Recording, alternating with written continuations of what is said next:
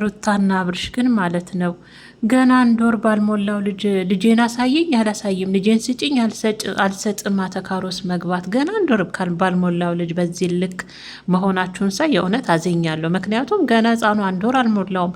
ሩታ ደግሞ አብርሽም የመውሰድ መብት የለውም አሁን ላይ ማለት ነው። አንድ ወር ያልሞላው ልጅ ሕግም አይፈቅድለትም ልውሰደው ቢል ካንቺ ነጥሎ ማለት ግን ደግሞ ከአብርሽ እንደሰማው ከሆነ አሳየኝ ነው። ሩታ ለምንድን ነው ባልሽን በዚህ ልክ አተካሮ የምትያዡ እልህ የምትያዡ? እንደ በፊት እንዳስነመርሽው አሳይተሽው የቤተሰብሽን የእናት አባትሽንም ግቢ ሳትበጠብጪ በሰላም ሹልክ ብሎ እንደመጣ ሹልክ ብሎ እንዳስለመርሽው ከዚህ በፊት አስለምደሸዋል። ከወለድሽ ጀምሮ እኛም እያየን ነው አይደል? ልጅሽን አይቶ መብት አለው በነገራችን። እሱም በአሁን በአራስነቱ ልጁ መብት መውሰድ እንደሌለ ሁሉ አብርሽን በፈለገው ሰዓት መጥቶ ልጁን የማየት መብት አለው። በእርግጥ እናት አባትሽ ግቢ ቢሆንም በፊቱኑ የከለከልሽው እንደወለድሽ ቢሆን ልክ ነው፣ ግን በፊቱንም አስለምደሸዋል። ሩታ እየመጣ አብርሽ እያየ ነው። ስለዚ አሁንም ያስነመርሽውን ልጁን እንደው አተካርኮ የምትገቡ ቤተሰብስ ምን ይላችኋል? በዚህ ንቅ አሁንም አንቺ ካልሆነ መስመር አልፋል። ልጁ በመሀል የሆነ ነገር ቢሆንብኝ ስትጎትተው እንዴት ነው የምታስበው? ብዙ ነገር ታግሻለሁ፣ ካልሆነ አሳስራለሁ እያለች ነው ሩታ አብርሽም ማለት ነው። እሱም ደግሞ እስቲ የምታመጪውን ያለው ከዚህ በኋላ በማለት እንግዲህ ሁለቱም አተካሮ ውስጥ ጦርነት ውስጥ ገብተዋል ዛሬ ሩታና አብርሽ ማለት ነው።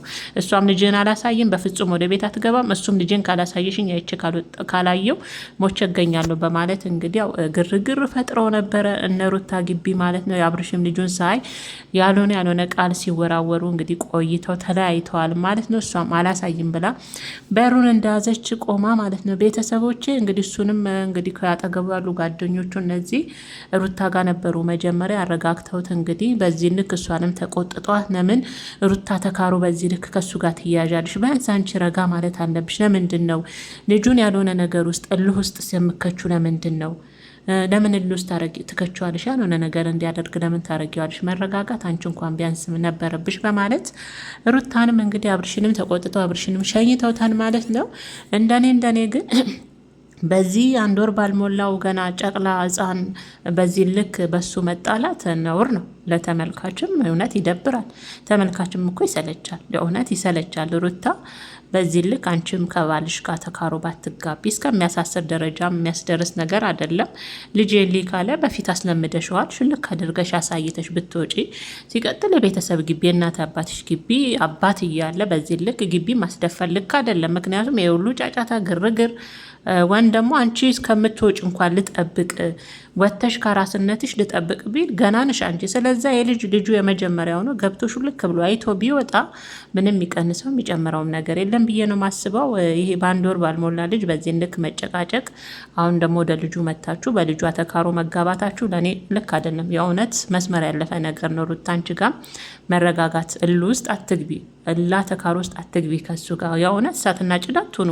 እሱ ቢያንስ ኃይለኛ ቢሆን አንቺ ረጋ ብለሽ በዘዴ ሴት ልጅ እኮ በዘዴ ነው። በዘዴ የሆነ ነገር አድርገሽ ባህልሽን ማዝም ማትፈልጊው ከሆነም መራቅም የምትችው በዘዴ ነው። ሩታዬ በነገራችን ላይ ሩታ በጣም ኃይለኛ ናት።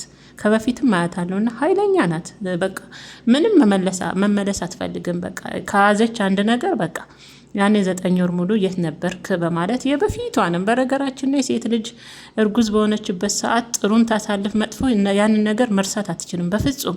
ያኔ 9 ወር ብቻዬን እንደዛ ሰውም የት ነበርክ ዛሬ ልጄ የምትለው ነው። አሁንም ድጋሜ ዛሬ የሚያነሳቸው የሚባለው ነገርም እውነት ነው። አንድ ሴት ልጅ እርጉዝ በሆነች ሰዓት ጥሩ መጥፎ ያሳለፈችውን ጊዜ መቼም አትረሳም ይባላልና በሩታ እያየው ነው ወደኋላ ስትመለስ ወደ 9 ወር ማለት ነውና ቢሆንም ግን የሆነ ሰዓት ላይ ሰላም ፈጥራችሁ ልጅሽን እያሳየሽው እየተመለሰ ነበር። ዛሬም ደግሞ ሁለታችሁ እንኳን መግባባት ባትችሉ ለልጃችሁ ስትሉ እንኳን የእውነት ተግባብታችሁ ልጁንም በሰላም አይቶ እንዲወጣ በታደርጊና የቤተሰቦችሽን ግቢን ባትረብሽ ሩታ ጥሩ ነው። በአንድ ወር ባልሞላ ልጅስ እንደዚያ ተካሮ ስትጋቡ ለተመልካችስ በጣም የሚደብር ነው። የእውነቴን ነው የምላችሁ። በዚህ አጋጣሚ ኮሜንቶችንም እያየው ነበረ። አብርሽ ሄርሜላ ፍቅር ያለው እያለች ነው መልስላት ልንገር ብዬ ነው ብላችሁ በማለም ፈታ የምታደርጉ ነበራችሁ። ሳይ ቀርቶ ነው ደርሶታል፣ ግን ጥሩ አይደለም። የእውነት ሩታ ዛሬ ዝም ብለሽ ገብቶ አይቶ ቢወጣ እንዷ ተካሮ ባትያያዡ ብዬ ነው ማስበው። ጥሩ አይደለም የእውነት አንድ ወር ባልሞላው ልጅ በዚህ ልክ የእናት አባትሽ ግቢ ውስጥ እንደዚህ መሆን አግባብ። ምክንያቱም መጀመሪያ አስለምደሽዋል። ከበፊቱ ቢሆን ነበረ ያስለመድሽውን ነገር አሳይተሽው ልክ አድርገሽ ብትውጭ ምንም ችግር የለም። አብርሽም ልጁን ለመውሰድ ጥረት አድርጎ ከሆነ ውሃ የደፋሽበት እሱም ልክ አይደለም፣ ትክክል አይደለም ይሄ ነገር።